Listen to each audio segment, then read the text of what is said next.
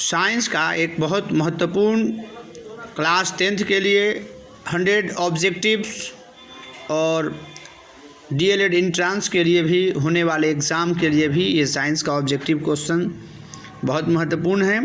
इसलिए मैंने लगभग 100 ऑब्जेक्टिव क्वेश्चन को तैयार किया है, जिसे एग्ज़ाम में मैट्रिक के भी 10th में और डीएलएड एंट्रेंस एग्ज़ाम जो मार्च में होने जा रहा है उससे आने की प्रबल संभावना है। पहला क्वेश्चन मैंने जो लिया है वो है प्रकाश की किरण गमन करती है। दिख रहा है ऑप्शन, 4 ऑप्शन है, सीधी रेखा में, टेढ़ी रेखा में, किसी भी दिशा में, इनमें से कोई नहीं। तो पहला आंसर ही सही है, सीधी रेखा में।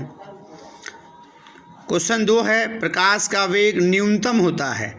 न्यूनतम होता है ये इस बात पर निर्भर करता है कि हमारे पास ऑप्शन क्या है। हमारे पास यहाँ ऑप्शन है निर्वात में, जल में, वायु में, कांच में। तो प्रकाश का वेग न्यूनतम होता है, ये जो ऑप्शन दे रखा है इसमें कांच में, और प्रकाश का वेग अधिकतम होता है निर्वात में और लगभग वायु में भी। तो यहाँ ऑप्शन होगा कांच, न्यूनतम कांच में होता है। मोटर गाड़ी के चालक के सामने लगा रहता है। मोटर गाड़ी के चालक के सामने उत्तल दर्पण लगा रहता है। अगर पूछा जाए हजामती दर्पण के रूप में किस दर्पण का प्रयोग किया जाता है तो ये हो जाएगा अवतल दर्पण। चलिए नेक्स्ट क्वेश्चन है नेत्र में किसी वस्तु का बना प्रतिबिंब होता है। तो नेत्र में किसी वस्तु का बना प्रतिबिंब जो होगा वो हो जाएगा आपको ऑप्शन सी। नेक्स्ट क्वेश्चन है कि जो नेत्र निकट स्थित वस्तुओं को स्पष्ट रूप से देख पाने में सक्षम नहीं होता है।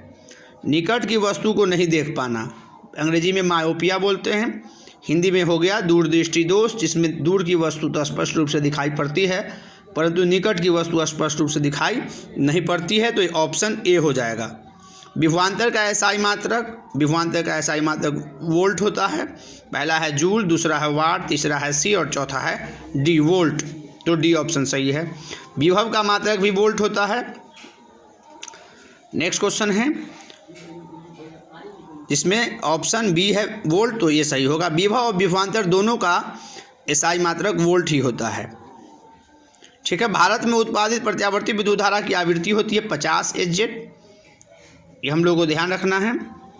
और विद्युन्मय तार का किस रंग का होता है? तो विद्युन्मय तार का जो रंग है क्वेश्चन 10 में देख रहे हैं वो लाल रंग का होता है। ये हम लोग को ध्यान रखना पड़ेगा, विद्युन्मय तार का रंग लाल होता है। नेक्स्ट जो हमारा क्वेश्चन है वो है कि सूर्य में ऊर्जा की उत्पत्ति किस अभिक्रिया के कारण होता है? ऑप्शन ए हो जाएगा नाभिकीय संलयन। वैसे नाभिकीय विखंडन भी दिया हुआ है, दोनों दिया है, इनमें से कोई नहीं। तो कन्फर्म है कि नाभिकीय संलयन अभिक्रिया सूर्य में होने वाली एक ऐसी अभिक्रिया है जिसमें हाइड्रोजन के नाभिक आपस में जुड़ करके हीलियम के नाभिक का निर्माण करते हैं, जिसमें ऊर्जा की विशाल राशि मुक्त होती है। इसे नाभिकीय संलयन अभिक्रिया कहा जाता है। नेक्स्ट क्वेश्चन हम लोग देखते हैं वो है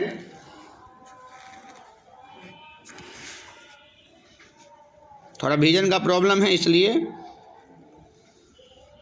सही ढंग से पिक्चर आए।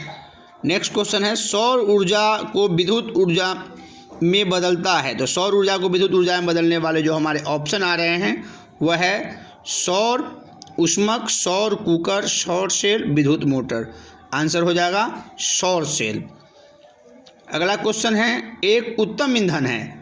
उत्तम ईंधन बहुत सारे हैं लेकिन हमारे पास जो ऑप्शन मिल रहा है वो है कोयला, लकड़ी, पेट्रोलियम, जैव गैस। जैव गैस में बायोगैस या जैव उत्पादित जो भी है, तो यहाँ डी ऑप्शन ही सही है। निम्नलिखित पदार्थों में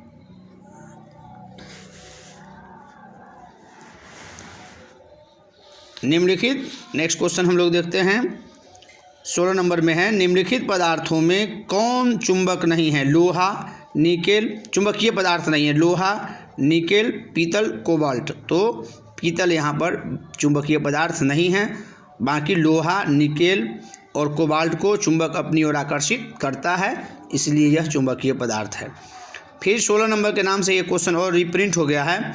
लघु पठन के समय परिपथ में विभवांतर विद्युत धारा का मान होता है।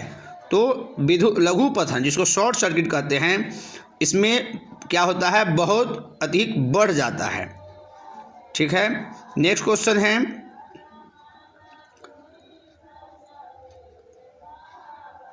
एक वोल्ट कहलाता है, किसको कहते हैं हम लोग, जूल पर कूलाम को। नेक्स्ट क्वेश्चन हम लोग देखते हैं, कौन विद्युत का सुचालक है।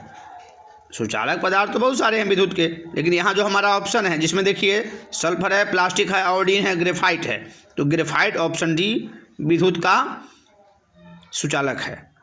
जबकि ये अधातु है और ये अपवाद है जो हम लोग को ध्यान रखना पड़ेगा, अधातु होते हुए भी ग्रेफाइट विद्युत का सुचालक है। कौन अर्धचालक नहीं है, तो सिलिकॉन अर्धचालक है, जर्मेनियम अर्धचालक है, पारा अर्धचालक नहीं है, पारा विद्युत के सुचालक होते हैं। स्पेक्ट्रम में किस रंग का किरण का विचलन सबसे कम होता है, तो सबसे कम होता है आपको लाल रंग का और सबसे अधिक होता है बैगनी रंग का। तो यहाँ ऑप्शन ए हम लोगों को ध्यान रखना है कि लाल रंग का विचलन सबसे कम होता है। सामान्य मानव नेत्र की दूरबिंदु ऑप्शन है 25 सेंटीमीटर, 25 मिलीमीटर, 25 मीटर, डी अनंत पर मैंने अनंत डी टिक मारा है। दूरबिंदु अनंत होता है और निकट बिंदु 25 सेंटीमीटर होता है। साइड मिरर के रूप में प्रयुक्त होता है। अब पता है कि साइड मिरर के रूप में उत्तल दर्पण का प्रयोग किया जाता है। क्वेश्चन को टर्नओवर कर रहा हूं और नेक्स्ट क्वेश्चन हमारा आ रहा है,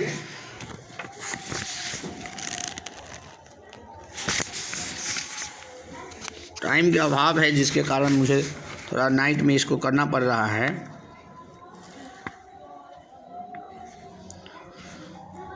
नेक्स्ट क्वेश्चन आ रहा है कि एक अवतल दर्पण की फोकस दूरी 10 सेंटीमीटर है तो वक्ता त्रिज्या क्या होगी।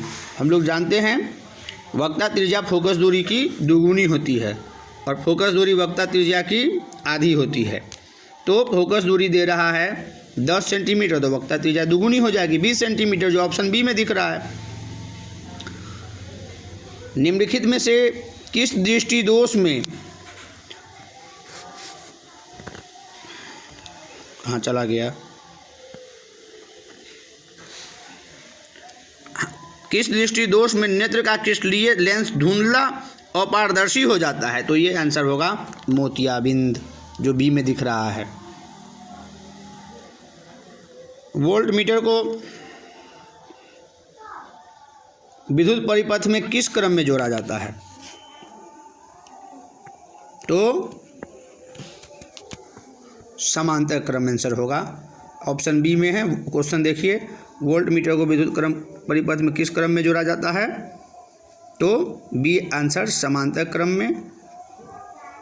नेक्स्ट हम लोग, चुंबकीय क्षेत्र एक ऐसी राशि है जिसमें होते हैं परिमाण, दिशा ए और बी दोनों, इनमें से कोई नहीं, तो आंसर हो जाएगा सी, ए और बी दोनों।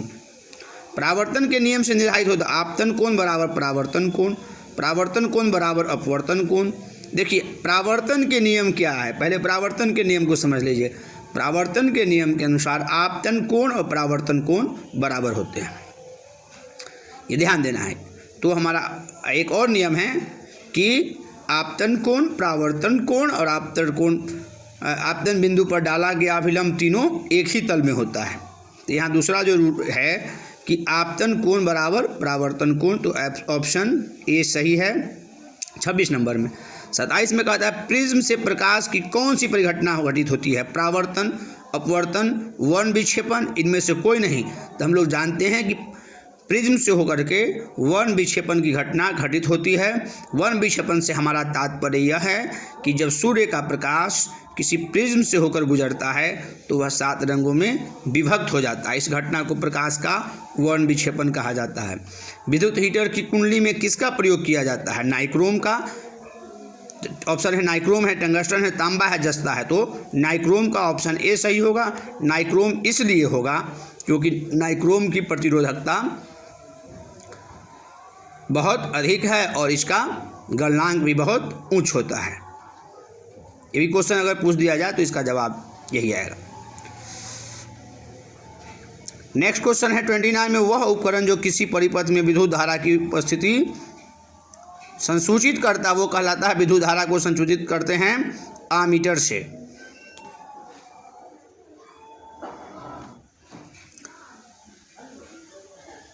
वोल्टमीटर से हम लोग विभवांतर को मापते हैं। 30 नंबर में है कल्पकम किस राज्य में है? Option B Tamil Nadu. जीवाश्म ईंधन ऊर्जा के हैं और नवीकरणीय स्रोत 31 का बी आंसर होगा, क्योंकि ये समाप्त होने वाला है। नेक्स्ट क्वेश्चन हम देखते हैं।